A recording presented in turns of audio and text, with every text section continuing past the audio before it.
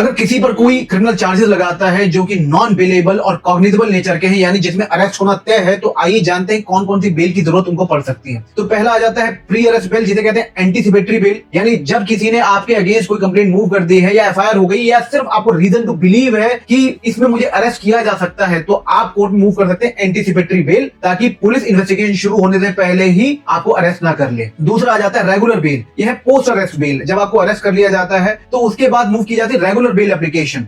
तीसरा होता है इंटरिम बेल, यार अगर आपकी एंटीसिपेटरी बेल की जो एप्लीकेशन है या फिर आपकी जो रेगुलर बेल की एप्लीकेशन है उस पर कोर्ट टाइम चाहता है और सोचना चाहता है कि इस पे आपको बेल दी जाए कि नहीं दी जाए, या पब्लिक प्रोसिक्यूटर वो टाइम मांग लेता है ऐसे एविडेंस देने के लिए जिससे आपकी बेल ग्रांट ना हो, तो उस केस में आप प्लीड कर सकते हैं इंटरिम बेल। ये इंटरिम बेल एक फिक्स टाइम के लिए दी जा सकती है, लेकिन उसके लिए कंडीशन कुछ अर्जेंसी होना चाहिए, जैसे कि कुछ हेल्थ इश्यूज ऐसे हैं जो अर्जेंटली एंटरटेन करने होते हैं, या फिर किसी की डेथ हो गई, या फिर सिर्फ एक केयर गिवर है पूरी फैमिली के लिए, तो उसे इंटरिम बेल मिल सकती है। चौथा आ जाता है स्टैट्यूटरी बेल या फिर डिफॉल्ट बेल। अगर पुलिस इन्वेस्टिगेशन करने में जो प्रिस्क्राइब टाइम है 90 डेज का उससे ज्यादा ले रही है तो भी आपको बाय डिफॉल्ट बेल मिल जाती है। लेकिन इन बेल को देते टाइम कोर्ट कुछ पैरामीटर्स को, कुछ कंडीशंस को देखता है और ये देखता है कि आप उसको वायलेट नहीं करेंगे। जैसा कि एक होता है कि आप बेल मिलने के बाद कहीं भाग नहीं जाएंगे, कहीं फॉरेन कंट्री नहीं चले जाएंगे। दूसरा होता है किसी भी एविडेंस को आप टेम्पर नहीं करेंगे, किसी भी विटनेस को आप डराएंगे नहीं। तीसरा होता है कि ये जो ऑफेंस है वो कितना ग्रेव है। वैसे तो सुप्रीम कोर्ट कहता है कि bail is a rule, jail is an exception, but फिर भी कोर्ट कंसीडर करते हैं for the sake of justice, कहीं अक्यूज ट्रायल से बचकर भाग ना जाए। अगर आपको हमारे वीडियोस अच्छे लगते हैं तो please share, subscribe and like. अगर नहीं लगते हैं तो कमेंट सेक्शन में फीडबैक आप हमें दे सकते हैं। Thank you very much.